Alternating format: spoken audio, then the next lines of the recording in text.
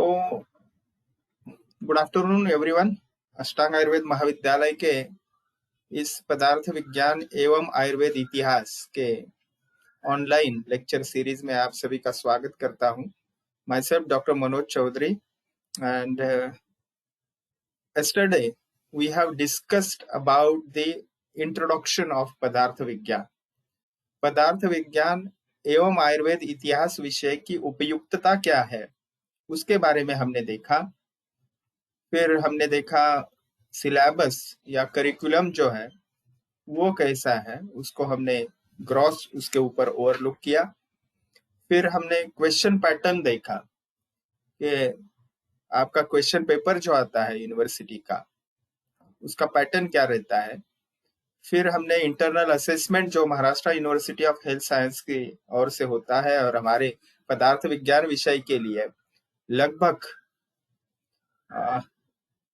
20 marks जो है वो इंटरनल असेसमेंट्स के लिए रहेंगे और उसका एवरेज निकालने के लिए आपको 2 इंटरनल एग्जाम देने हैं, term and exam.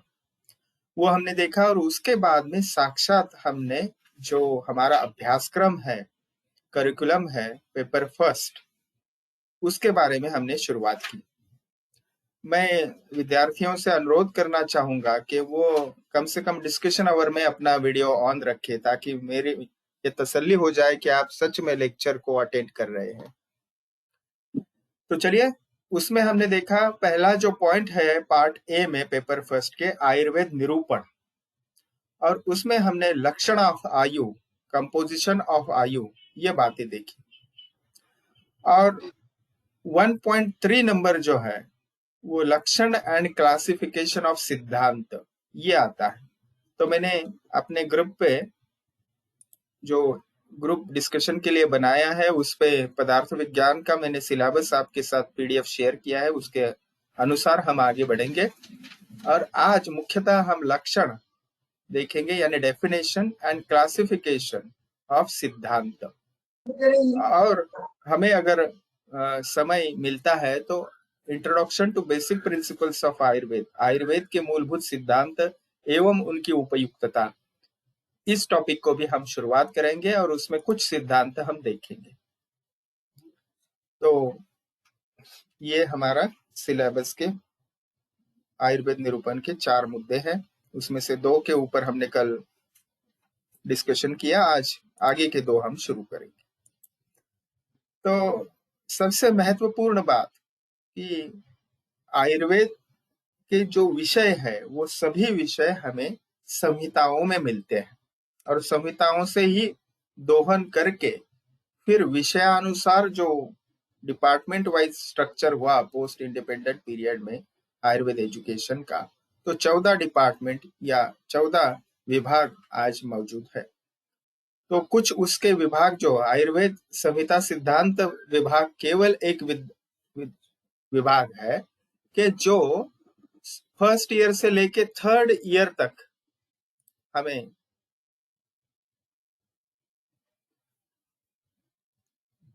Yes Nishikant please of your video. तो आयुर्वेद संहिता सिद्धांत विषय एकमेव 14 डिपार्टमेंट्स में ऐसा डिपार्टमेंट है कि जो फर्स्ट ईयर से लेके 3rd ईयर तक विद्यार्थियों के साथ, आयुर्वेद स्नातकों के साथ उसका संबंध जुड़ा रहता है। क्योंकि प्रथम वर्ष में 3 विषय, दूसरे वर्ष में 1 विषय और 3rd प्रोफेशनल ईयर में तीसरा 1 विषय चरक संहिता उत्तरार्ध नामक होता है।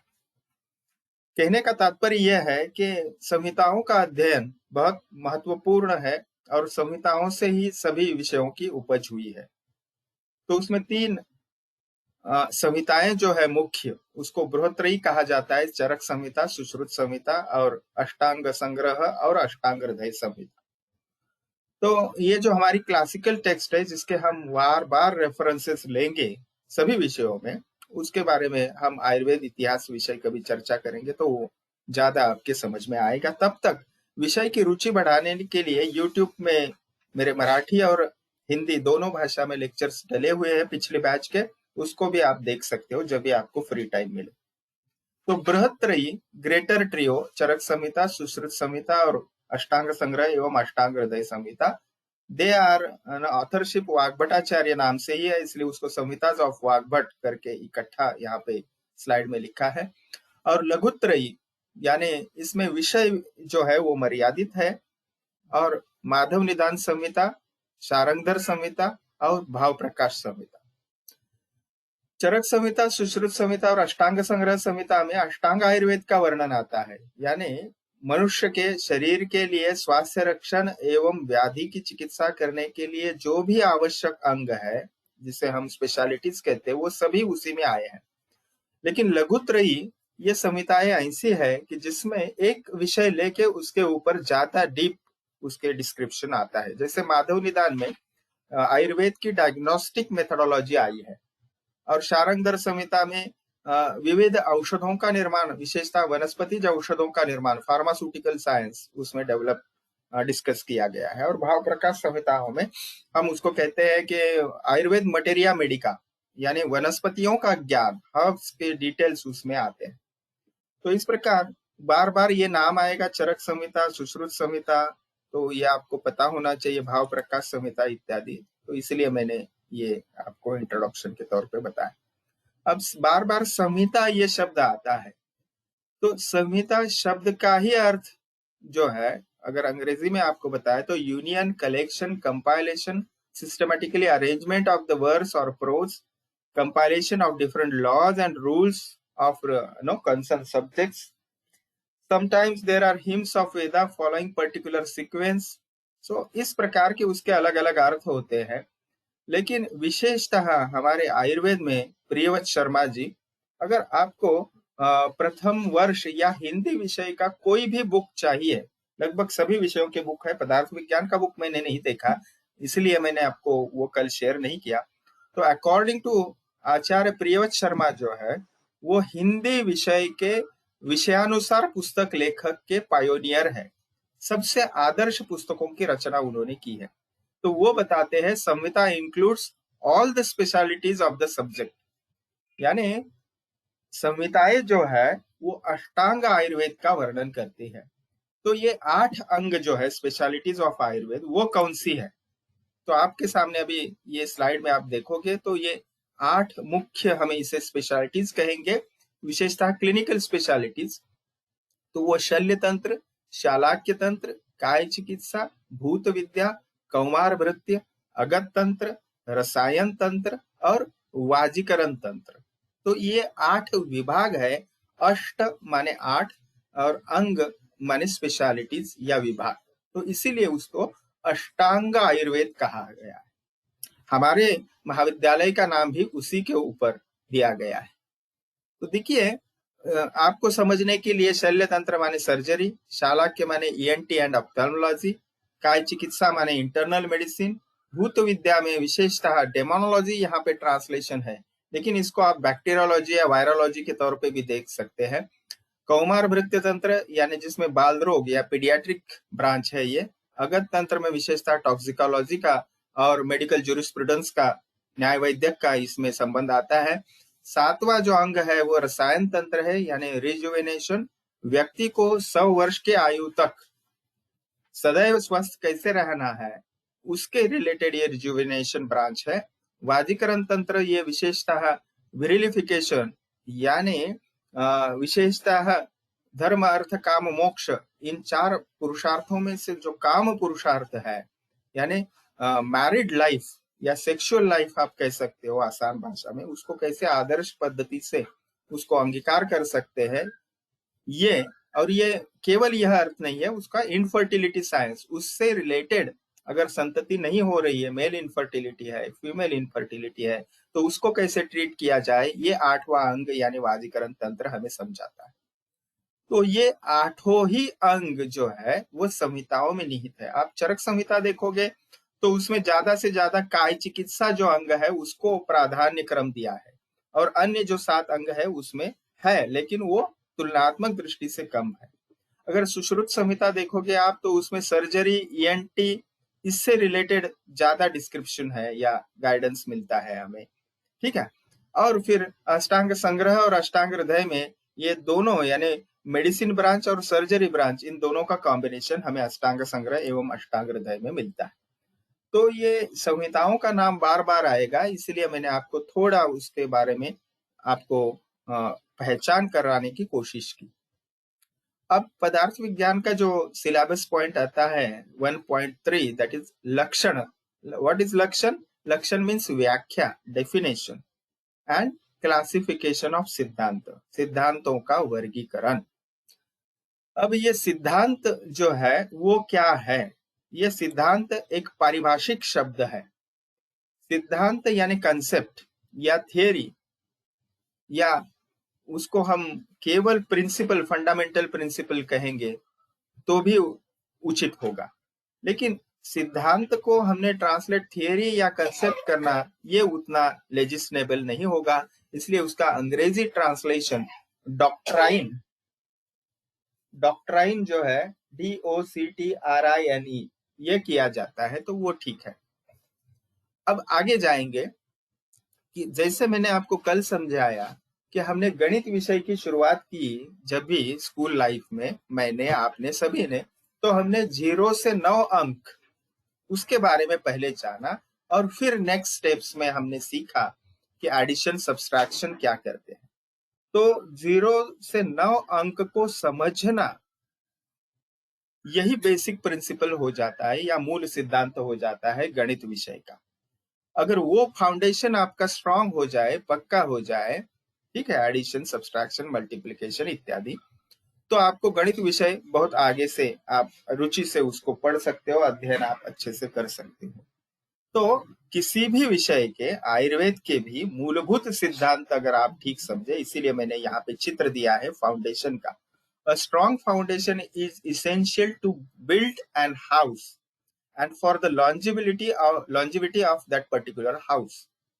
It means अगर उस फाउंडेशन जो है, पिलर्स जो है अंडरग्राउंड, वो अगर मजबूत है, तो आपका घर उस पे जो बनेगा वो बहुत सालों तक अच्छी स्थिति में रहेगा, या आप तभी घर बना सकते हो और फिर वो लॉन्ग लाइफ आप उसका इस्तेमाल कर सकते हो, उसमें कोई दिक्कत नहीं आएगी। वैसे ही as such, if the roots of a tree are strong, its lifespan also will be increased.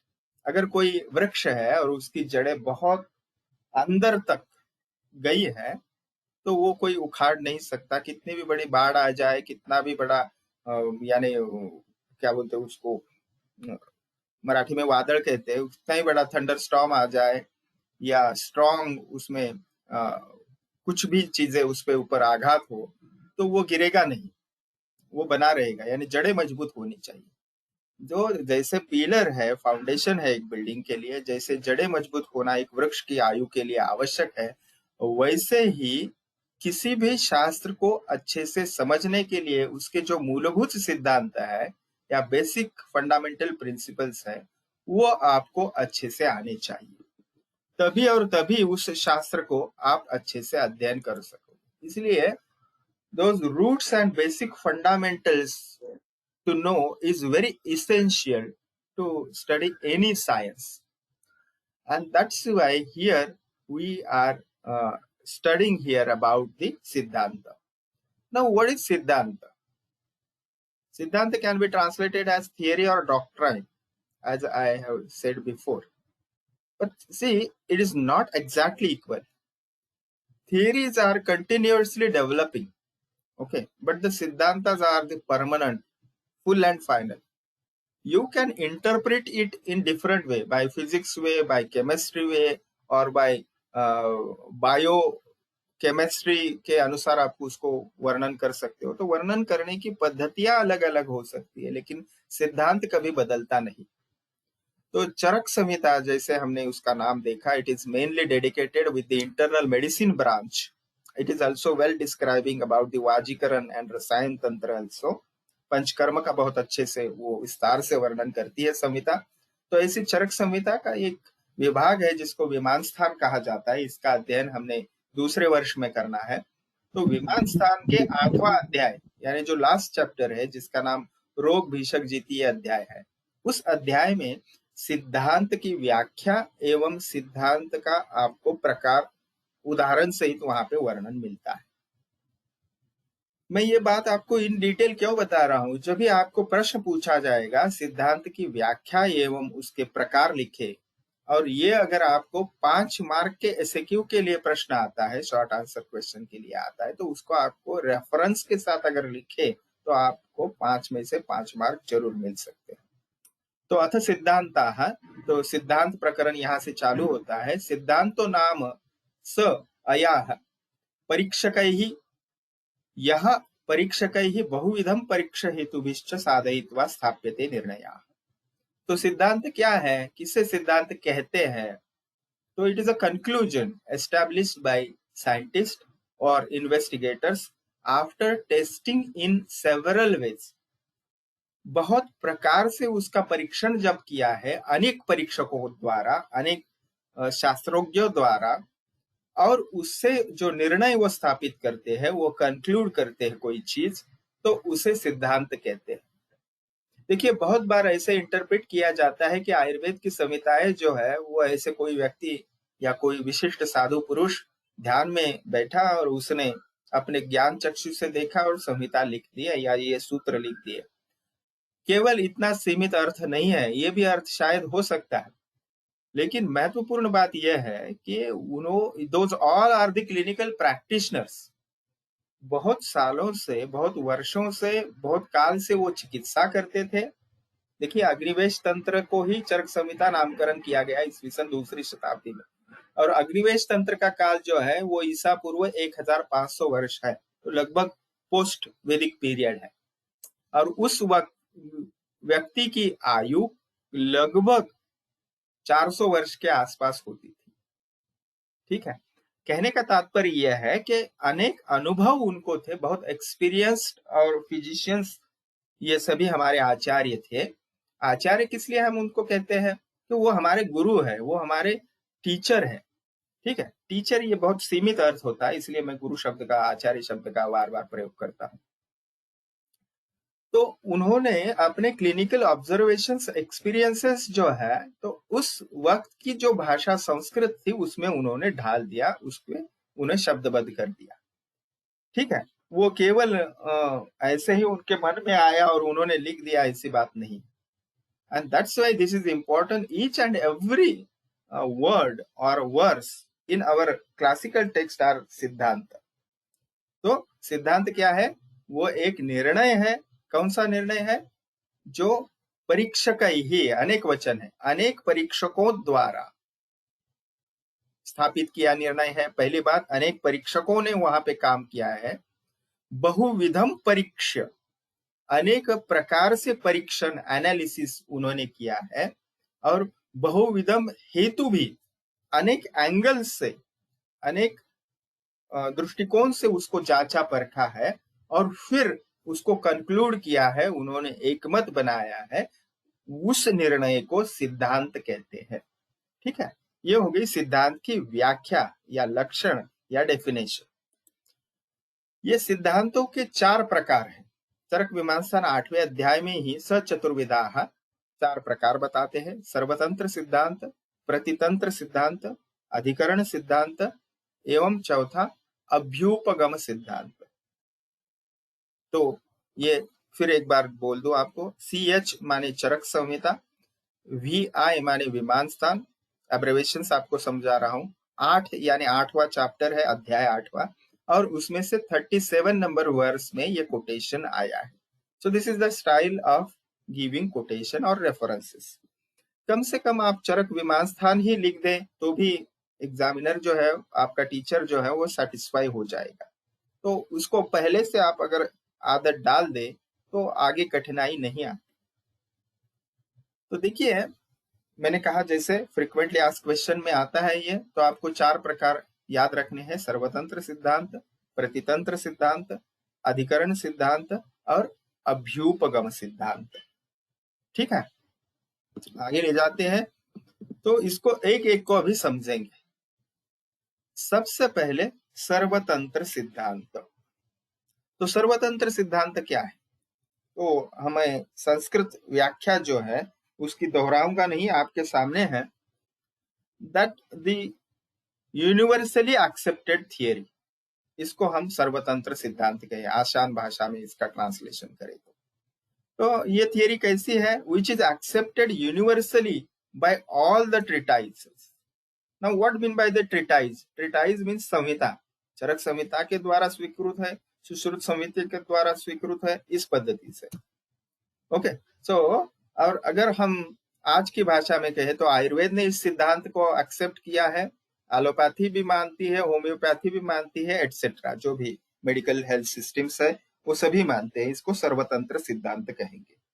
तो इसका मतलब एक आयुर्वेद में प्रसिद्ध कोई सिद्धांत है तो अन्य भी शास्त्र अगर उसको मानते हैं या एक्सेप्ट करते हैं तो उसको सर्वतंत्र सिद्धांत कहा जाता है। ठीक है, यानी एक शास्त्र में लिखा है, जैसे आयुर्वेद शास्त्र में अभी हम देख रहे हैं कुछ चीजें, लेकिन अन्य शास्त्रों को भी वो एक्सेप्टेड है, उसका डिस्क्रिप्शन या लॉजिक उसका कुछ और वो बताते होंगे, लेकिन उसमें भी वो मान्य है, उसको सर्वतंत्र सिद्धांत कहते हैं। The examples are given here such as there are causes, there are diseases and there are remedies for the curable disorders। तो ये सभी को मान्य है कि रोग होते हैं, रोग का कोई कारण होता है और जो साध्य यानी क्यूरेबल डिसीजेस है उनकी ट्रीटमेंट भी है। तो ये सभी सिद्धांत सभी शास्त्रों को ये सर्वसम्मत सिद्धांत है, इसीलिए इसको सर्वतंत्र सिद्धांत कहा जाता है। ठीक है, और उसके एग्जाम्पल देखे हमने कि रोग होते हैं, यस, हर कोई शास्त्र बताता है हाँ रोग होते हैं, हाँ रोगों के कारण होते हैं, और रोगों की चिकित्सा भी होती है, लेकिन यहाँ पे विशेषण लगा है remedies for curable disorders, because sometimes the prognosis of the disease, we are going to study it in the second year, the prognosis is not good, it is bad prognosis। Okay, असाध्य व्याधियां भी बताते हैं, असाध्य स्थितियां हो जाती है किसी साध्य व्याधि की भी, तो इसलिए उसको रेमेडी उसकी चिकित्सा जो है वो हमें बहुत सावधानी से करनी पड़ती है, लेकिन वो व्याधि या वो डिसीज जो है वो टोटली क्योर नहीं होता। चलिए दूसरे सिद्धांत के प्रकार की ओर जाते हैं जिसे कहते हैं प्रतितंत्र सिद्धांत। तो प्रतितंत्र सिद्धांत क्या है? प्रतितंत्र सिद्धांत इसका अर्थ होता है which is not universally accepted. Okay, it is not universal in nature and it is accepted by only one treatise. किसी एक शास्त्र में किसी एक संहिता में उसको मान्य किया गया है। तो आसान भाषा में अगर समझे कि ऐसा सिद्धांत जो एक शास्त्र में प्रसिद्ध या उसका उपयोग किया गया है, लेकिन अन्य शास्त्रों में उसका उपयोग नहीं किया गया है, माने अन्य शास्त्र जो है उस सिद्धांत को नहीं मानते। इसीलिए किसी एक तंत्र को, अब मैं इस शब्द की ओर जाऊंगा, इसको सर्वतंत्र प्रतितंत्र क्यों कहा है? सर्व यानी ऑल, यूनिवर्सल, प्रति यानी किसी एक विशिष्ट। अब तंत्र शब्द का अर्थ क्या है? बहुत बार तंत्र शब्द का हमें तंत्र मंत्र ऐसे अर्थ लगता है, क्योंकि हमने कभी उसको ठीक से जाना नहीं होता है इस शब्द के लिए। देखिए चरक संहिता का भी नाम ईसा पूर्व 1500 वर्ष अग्निवेश तंत्र था। तो पोस्ट वैदिक पीरियड में या वैदिक पीरियड में आसान भाषा में कहे तो शास्त्रीय ग्रंथ को तंत्र कहा जाता था। अभी वो संहिता काल में यानी ईस्वी सन दूसरे शतक के बाद उसको संहिता कहा गया, जैसे चरक संहिता, सुश्रुत संहिता। ठीक है, तो ये उस काल की भाषा या पद्धति होती है। तो तंत्र शब्द का अर्थ होता है साइंटिफिक बुक या साइंटिफिक कॉम्पेडियम। ठीक है, चले आगे बढ़ते हैं। तो उसको इसीलिए सर्वतंत्र प्रतितंत्र ये शब्द है, तंत्र यानी शास्त्र या शास्त्रीय ग्रंथ विशेषता है। तो एग्जाम्पल्स देखिए यहाँ पे, such as in other treatises there are 8 rasas. Now कुछ जो संहिताएं हैं वो 8 रस बताती है। तो रस क्या है? हमें तो गन्ने का रस ही पता है, या हमें अभी आम का सीजन आ रहा है या आ गया है तो आम रस ही पता है।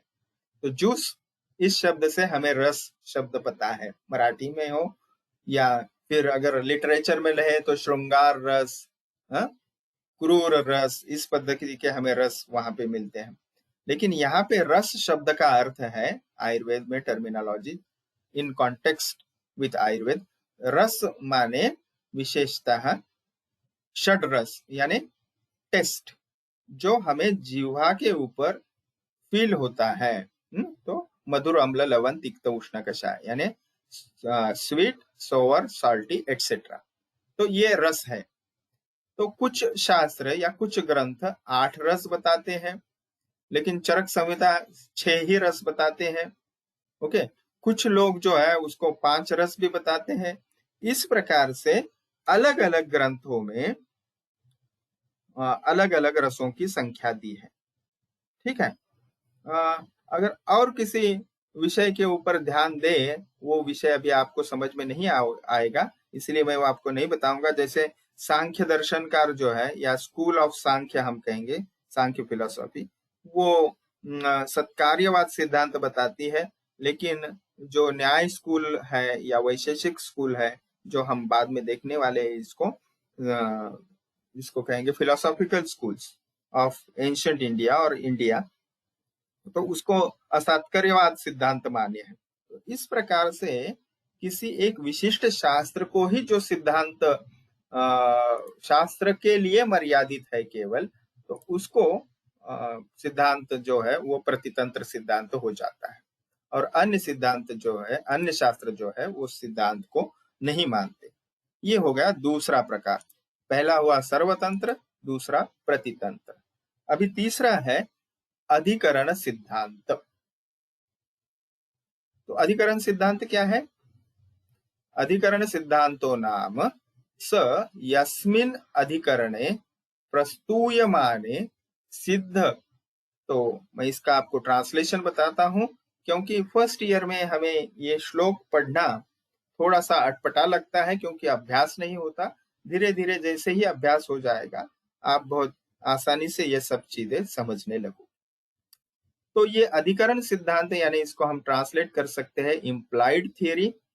तो specifically this theory is which it is established bye implication of other proofs. तो उसके लिए कुछ अन्य जो है वो आपको उदाहरण देने लगते हैं, या उदाहरण का आपको सपोर्ट देना पड़ता है। जैसे इस सिद्धांत को आप स्वीकार कर ले, किसी एक सिद्धांत को, तो आपको न समझ में आए हुए भी जो अन्य विषय है वो समझ में आ जाते। जैसे मैंने बताया, फॉर एग्जाम्पल अधिकरण यानी पदार्थ विज्ञान विषय में हमारा लेक्चर चल रहा है। तो पदार्थ विज्ञान के विषय में पदार्थ शब्द का अर्थ क्या होता है? अधिकरण अगर पदार्थ है, पदार्थ विज्ञान विषय है, यानी किसी एक पर्टिकुलर स्पेशल टॉपिक के बारे में हम डिस्कस कर रहे हैं, तो पदार्थ विज्ञान समझो अधिकरण है। और इसमें पदार्थ शब्द का अगर हम चर्चा कर रहे हैं, तो पदार्थ का अर्थ होता है जो जानण्या योग्य विषय असेल तो, मराठी में अगर कहे तो, यानी जिस किसी के भी पद का यानी वर्ड का हम अर्थ समझने का प्रयास करें, वो है पदार्थ। ठीक है। लेकिन अगर हम किसी होटल में जाएं, तो पदार्थ शब्द का अर्थ होता है व्यंजन। कोई मेन्यू कार्ड देखने हैं और उसमें से किसी एक पदार्थ का हम ऑर्डर देते हैं, ठीक है, और वो हम खाते हैं, तो वो खाने का पदार्थ हो जाता है। यानी अधिकरण अगर बदला तो विषय का या किसी एक शब्द का अर्थ भी अलग अलग हो जाता है, या कोई आधा भी उसमें से भाग हमें समझ में आए तो शेष भाग भी हमें समझ में आ जाता है। तो यहाँ का उदाहरण जो है वो उतना आपको प्रथम वर्ष के कुछ पहले ही लेक्चर्स में समझ में नहीं आएगा, लेकिन फिर भी हमारे चरकाचार्य जी ने वहां पे विमान स्थान के 8वें अध्याय में कोट किया है, इसलिए आपको बता दूं कि वहां पे वो बोलते हैं मुक्त पुरुष। ओके, मुक्त पुरुष जो होता है उसको कर्म अनुबंध नहीं होता। यानी ये जो है, देखिए, इसका अभी आपको कर्म विपाक फल विपाक सिद्धांत या कर्म सिद्धांत, जो फॉरेनर्स भी अभी इसको एक्सेप्ट करते हैं, कर्म फल विपाक सिद्धांत, यानी आयुर्वेद शास्त्र पुनर्जन्म मानता है। ठीक है, पुनर्जन्म में विश्वास है। तो पूर्व जन्म में जो भी कृत्य या कर्म आपने किए हैं तो उसका फल इस जन्म में आपको प्राप्त होना है। वो पूर्व कर्म में ही किए हुए, पूर्व जन्म में ही किए हुए कर्म नहीं होते, कभी कभी इस जन्म में किए हुए कर्म भी आपको उसी जन्म में भोगने होते हैं, और कुछ शेष हो जाते हैं तो आपका जो नेक्स्ट रिकार्निएशन या रीबर्थ करना चाहिए होगा, पुनर्जन्म होगा, तो उस जन्म में आपको वो भुगतने पड़ते हैं। लेकिन कुछ सिद्ध व्यक्तियां ऐसी होती है कि वो कर्म करते हैं, हाँ ठीक है, लेकिन वो अपने स्वभाव से ही मुक्त होते हैं, इसलिए वो कर्म उनका अनुबंध नहीं रहता, यानी दूसरे जन्म में या दूसरे काल में उनको वो भोगना नहीं पड़ता, ये उसका अर्थ हो गया।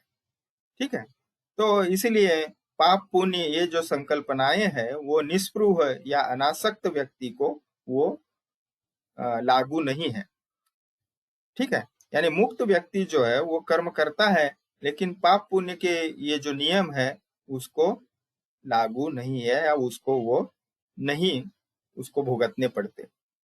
ठीक है, तो इसीलिए प्रत्येक कर्म का फल जो होता है वो आपको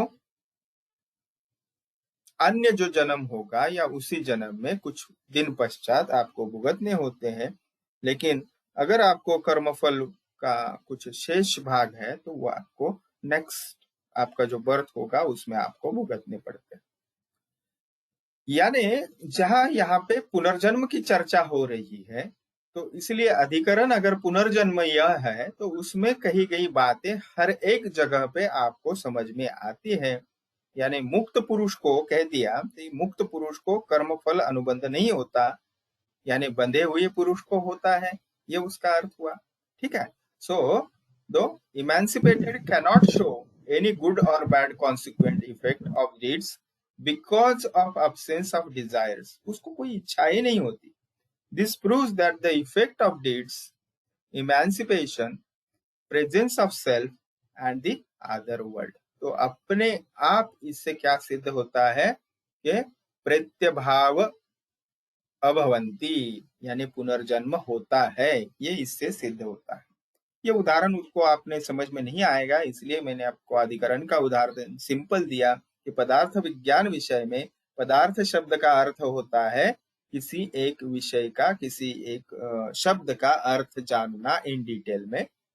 और अगर हम होटल में गए हैं या किसी अन्य मराठी भाषा का बुक है तो पदार्थ शब्द का वहां अर्थ हो जाएगा पाक शास्त्र में कि कोई व्यंजन या कोई फूड आइटम। ठीक है, तो ये सिंपल उदाहरण इसलिए मैंने आपको दिया।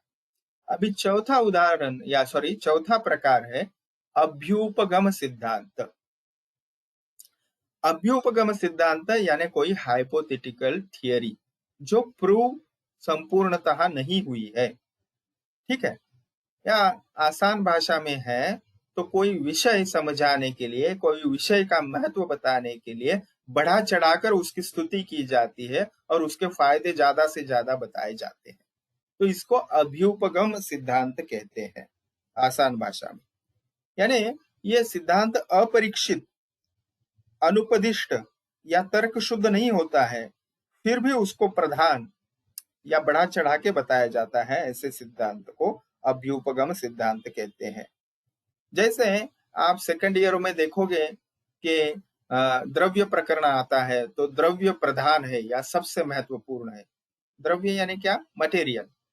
उसके बाद अगर गुण प्रकरण आता है या गुण यानी क्वालिटीज, या उस मटेरियल की क्वालिटीज है, उस क्वालिटीज के डिटेल्स अगर बताने लगते हैं तो उस वक्त गुण सबसे प्रधान है, द्रव्य से भी प्रधान है, ऐसे वहां पे बताया जाता है। अब जब वीर्य प्रकरण आता है या वीर्य की चर्चा होती है, वीर्य यानी active potency, potency of that particular herb या मेडिसिन, उसकी चर्चा जब आती है तो वो बताता है कि द्रव्य भी प्रधान नहीं है, गुण भी प्रधान नहीं है, वीर्य ही सबसे प्रधान है।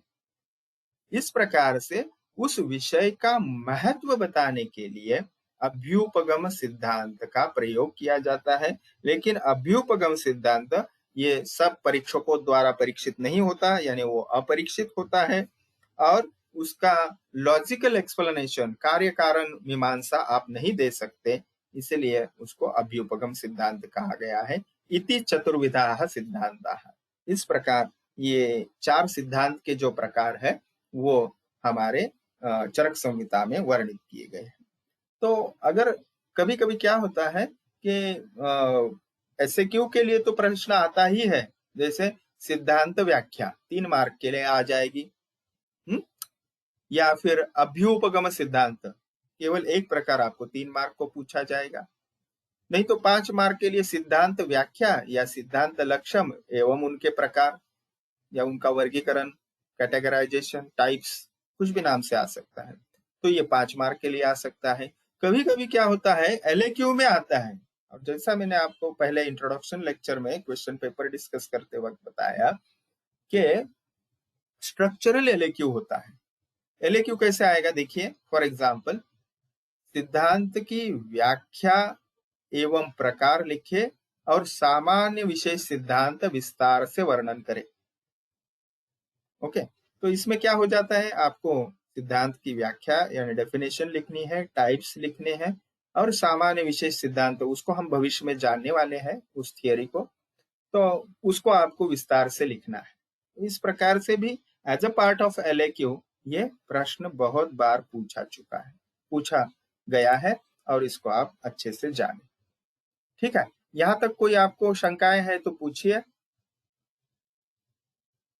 Now the 43 students are present, means 7 students are till absent.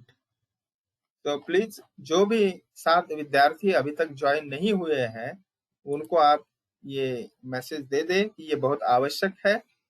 हम डायरेक्टली दूसरी या तीसरी सीढ़ी चढ़ने का अगर प्रयास करेंगे तो समझने में दिक्कत आएगी, इसलिए 1 by 1 स्टेप हम आगे जाएंगे तो विषय बहुत अच्छे से समझ में आएगा।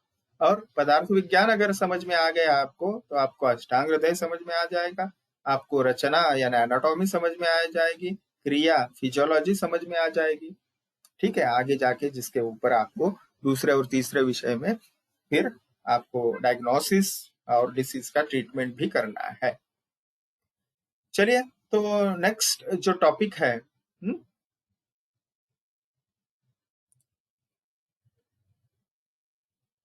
उदाहरण हमने देखा था कि अगर आपको मजबूत घर बनाना है तो उसकी नींव जो है, फाउंडेशन जो है, वो पिलर्स जो है वो मजबूत अच्छे होने चाहिए, बहुत डीप होने चाहिए।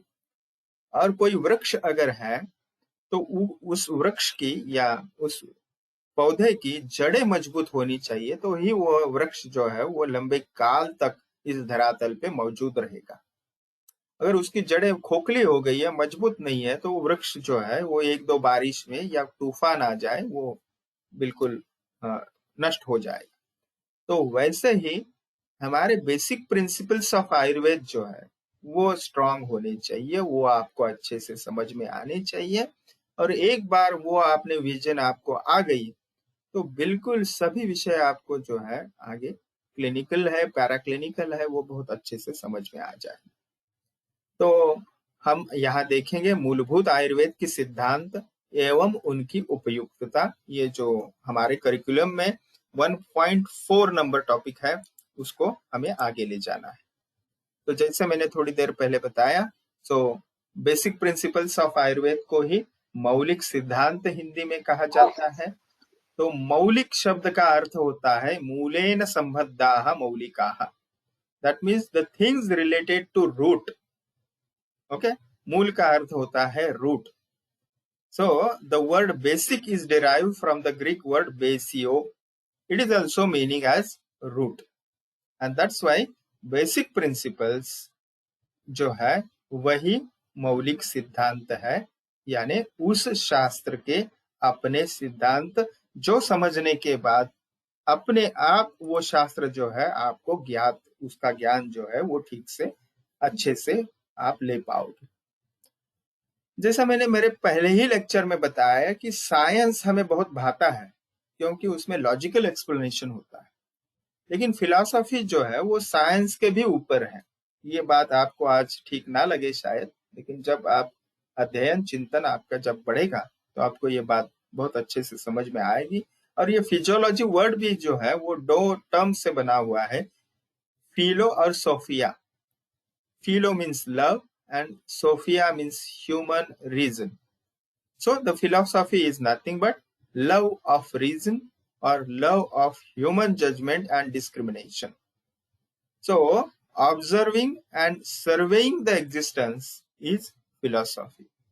So, those all concepts or all मूलभूत सिद्धांत are nothing but the foundation or pillars of Ayurveda. So, for first year Padarth Vigyan subject, to have an idea that how the vision of Ayurveda is, to understand that vision, so some concepts, some theories, some doctrine, some siddhanta we have to go for, we have to understand. So बहुत आसान भाषा में उसको हम समझने का प्रयास करेंगे. मैं प्रयास करूंगा कि ज्यादा से ज्यादा जो है वो आपको आसान भाषा में समझा सकूं. लेकिन इसका ये कतई अर्थ नहीं है कि मैं पारिभाषिक शब्द जो है वो छोड़ जाऊं, उसको मैं भुला दूं, क्योंकि हर अपने शास्त्र की जो है वो भाषा होती है. जैसे आप, अगर आपको याद होगा तो अल्फा, बीटा, गैमा, ठीक है, एक्सरे, ये सब जो उसको हम ट्रांसलेशन नहीं करते, वैसे के वैसे ही इस्तेमाल करते हैं सारे शब्दों को. ठीक है. तो ज्योमेट्री में हम देखते थे त्रिकोण को त्रिकोण कहेंगे, उसको चौकोन नहीं कह सकते. वैसे ही परिभाषा जो है वो परिभाषा अपने अपने शास्त्र की होती है, टर्मिनोलॉजी होती है, और वो जैसे जैसे आप सुनते जाओगे, उसका प्रयोग करते जाओगे, वैसे वैसे वो आपको समझ में आ जाएगी. Okay. So Ayurveda Samhita advocate the fundamental doctrines that are the Siddhantas, which are time tested and valid through ages. बहुत PhD थीसिस हो गई, MD थीसिस बहुत सारी हो गई है, रिसर्चेस हो गई है, लेकिन the way of description is the only difference according to the era. काल के अनुसार उसका वर्णन जो है, लॉजिकल एक्सप्लेनेशन है, वो अलग अलग है, लेकिन सिद्धांत वही के वही है, उसमें कोई भी बदलाव नहीं होता, इसीलिए वो सिद्धांत है. तो उसमें से कुछ महत्वपूर्ण सिद्धांत हम देखेंगे, जिसमें आप सिर्फ नाम अब सुन लीजिए. लोक पुरुष साम्य सिद्धांत, त्रिगुण सिद्धांत, पंच महाभूत सिद्धांत, त्रिदोष सिद्धांत, दोष धातु मल सिद्धांत. और केवल यही सिद्धांत नहीं है, तो प्रथम वर्ष में पदार्थ विज्ञान के कुछ सिद्धांत जो है इस विषय में हम देखेंगे. आगे जाके बहुत सारे सिद्धांत आपको समझ में है, समझने हैं, अध्ययन उसका करना है, और उसका प्रैक्टिस में भी बहुत अच्छे से उपयोग होता है. ठीक है. सो दोज ऑल सिद्धांत, don't think that these are only the theoretical concept. मैंने बार बार आपको बताया कि जो संहिताएं हैं वो क्लिनिकल एक्सपीरियंसेस ही शेयर किए गए हैं उन्होंने, बहुत सालों की प्रैक्टिस के बाद, अध्ययन के बाद, उसको यूज करने के बाद. इसलिए these are not only literature, these are not only literary concepts, but they are applied also in daily life. As a practitioner, as a researcher, you have to be adapt those siddhanta, you have to go by heart with those siddhanta. So सबसे पहले लोक पुरुष साम्य सिद्धांत. तो शब्द का अर्थ पहले समझेंगे. Lok, anyone can you reply what mean by lok? You can understand the loka word. In slide there is a translation, but what you can understand with the loka word? Yogesh, can you reply? People. People. Okay, that is good. It is in Marathi, very right. Loka means people. Any other? Good try. Lok means world. Yeah, loka means world. One said universe. That's very right. Okay, anyone can reply more? So this, what I am doing, brainstorming. So your active participation is necessary. So whatever you understand, don't hesitate, just describe. What is the good teaching process? So don't be the passive learner, be active. Okay, so it should be two-way process. That's why I'm asking. And also the practical way to keep you awake. What loka means? One said that it is the people. One said it is the world. And there one meaning also described by you, that is the universe. So loka means nothing but if I am thinking for myself, I am a Purusha, and except me everything is lok. Okay, तो मुझे छोड़ के जो भी पराया है वो सभी लोक है मेरे लिए। तो वो ह्यूमन स्पीसीज भी आए, लिविंग अदर थिंग्स भी आए, नॉन लिविंग थिंग्स भी मेरे लिए लोक हुआ। तो यूनिवर्स अर्थ भी सही है, वर्ल्ड अर्थ भी सही है, लोक यानी पीपल अर्थ भी सही है। लेकिन अगर इस सिद्धांत के बारे में बात करें तो उसका अर्थ हो गया है मैं छोड़ के बाकी सब जो है वो लोक है। ठीक है, आया ध्यान में? तो लोक यानी यूनिवर्स आप कह सकते हो, एंड पुरुष is the individual, that person, that unit we are talking about. Okay, so there is a similarity between the human body and lok, that is the other things, say for example universe. So Acharya Charaka has very nicely explained it in the chapter of Sharirasthana, 5th number chapter. Yavantahi loke bhava visheshaha tavantaha purushe, yavantaha purushe tavantaha loke. Now you may be surprised what its meaning is.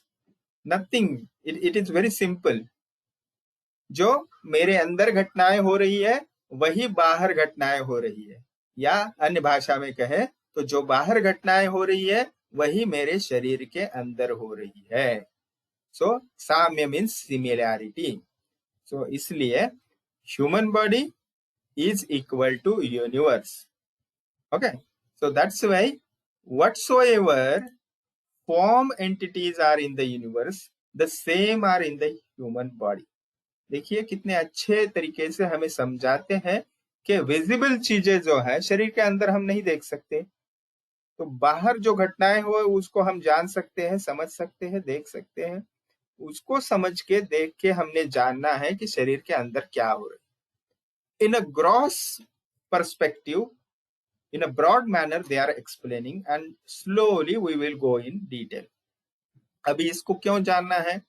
क्योंकि हमें सिद्धांत समझना है, तो बाहर की चीजें हम देख सकते हैं, शरीर के अंदर की इमीडिएट नहीं देख सकते। तो इसलिए आप इस सिद्धांत को समझेंगे और फिर आगे चलेंगे। तो same are in human being, and whatsoever entities are in human being, those are in the universe. Marathi में हम कहते हैं पिंडी ते ब्रह्मांडी। हाँ, पिंड यानी ये देह, ये व्यक्ति, वह व्यक्ति जिसके बारे में बात कर रहे हैं, और वही ब्रह्मांड में यानी यूनिवर्स में घटता है। जो पिंड में होता है वही ब्रह्मांड में होता है। एक्चुअली ये जो शब्द प्रयोग है मैंने मराठी में आपको समझाने के बताया, लेकिन यत पिंडे तद ब्रह्मांडे ये यजुर्वेद का उसमें आया हुआ श्लोकार्थ है, उसमें ये वर्ष का भाग आता है। That all that exist in Brahmand, that is universe, also exists in Pinda, that is universe. Hence, this is Lokapurusha Samya Siddhanta is described by Charak Samhita. In Yajurveda, it is Pinda Brahmanda Nyaya. So, Nyaya word is also used similar to Siddhanta concept, or we can say doctrine. So, Siddhanta भाव, यह भी शब्द आगे आएगा, उसको भी concept या theory कहते हैं, और न्याय इसका भी अर्थ कंसेप्ट और थियरी होता है। ठीक है, तो आगे जाते हैं। पिंड ब्रह्मांड न्याय जो है वो समझते हैं, वो क्या है? लोक पुरुष साम्य सिद्धांत। So similarity between body and universe can be understand by two ways. So first is the structural similarity और anatomical similarity, and second is the physiological similarity or functional similarity. So what is anatomy means क्या है? Structure, कैसे वो दिखता है, कितना लंबा है, कितना चौड़ा है, ठीक है, कौन सी आर्टरी वहां पे जाती है, वगैरह वगैरह, क्या उसके डिटेल्स है, वो हम स्ट्रक्चर डिफाइन करते हैं। और फिजियोलॉजी में क्या करते हैं? फंक्शन। फंक्शन उसका किस पद्धति से होता है, किसी ऑर्गन का हो, किसी सिस्टम का हो। तो वैसे ही ये बॉडी और यूनिवर्स का जो सिमिलैरिटी है, साम्य जो है, वो हम दो चीजों से समझ सकते हैं। बिल्कुल आसान भाषा में हम समझेंगे। पहला है एनाटॉमिकल या स्ट्रक्चरल सिमिलैरिटी। देखिए, अकॉर्डिंग टू सृष्टि उत्पत्ति, हम आगे इसको देखते जाएंगे, देखेंगे हम इसको डिटेल में। They all are from originated from अव्यक्त। यानी ये सृष्टि का जो सृजन हुआ, ये सृष्टि का उत्पत्ति हुआ। हम सृष्टि का विचार क्यों करते हैं? क्योंकि सृष्टि का घटक ही एक मानव है, मनुष्य शरीर है, और उस मनुष्य शरीर के स्वास्थ्य रक्षण के लिए सृष्टि से ही हमने आहार लेना है, फूड लेना है, या सृष्टि से ही हमने मेडिसिन, औषधियां लेनी है। इसलिए उसकी सिमिलैरिटी और डिसिमिलैरिटी या उसमें घटनाएं जो होती है सृष्टि के भी, वो हमें समझने चाहिए, क्योंकि मनुष्य भी एक प्रकार की सृष्टि ही है, लेकिन वो सीमित सृष्टि है।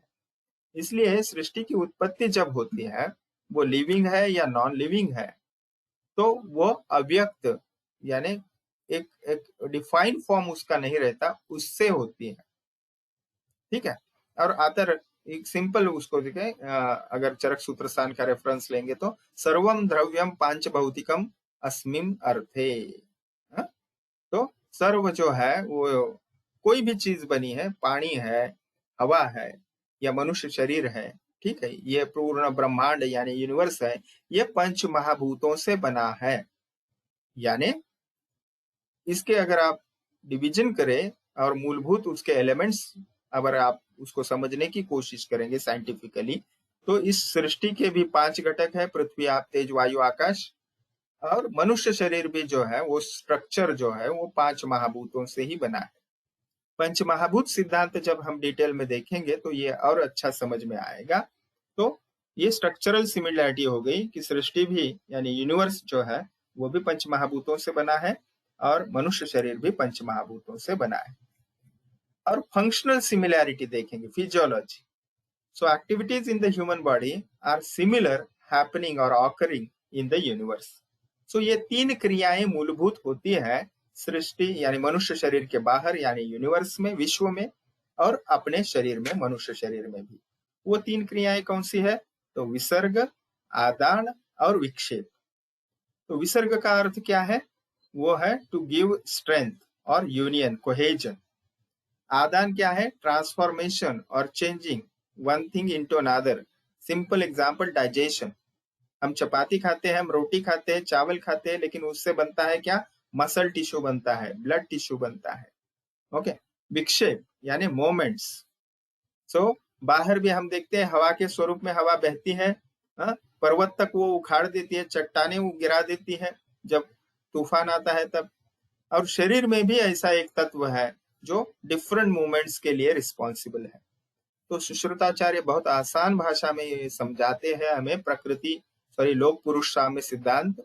विसर्ग आदान विक्षेप ही सोम सूर्य अनिला यथा धारयंती जगत देहम कफ पित्त अनिलास्तथा।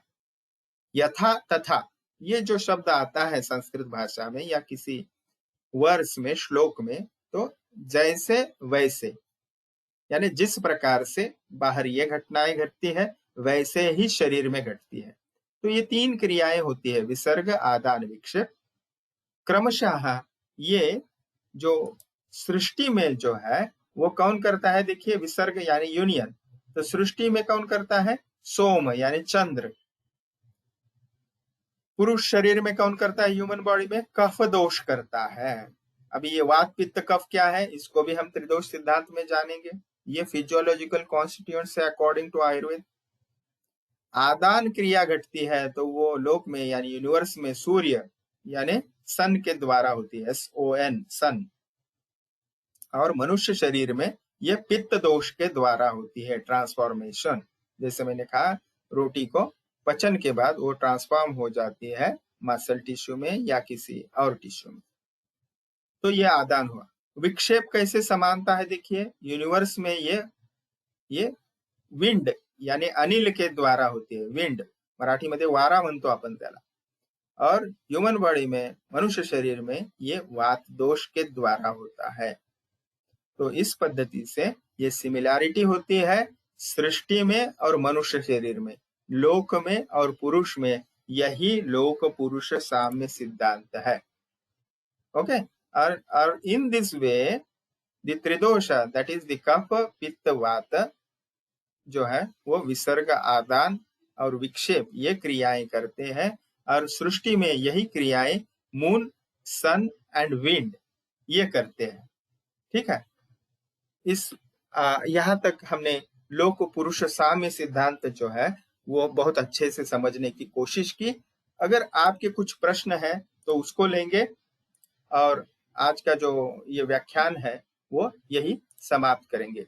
Do you have any more questions please? तो अभी प्रश्नोत्तर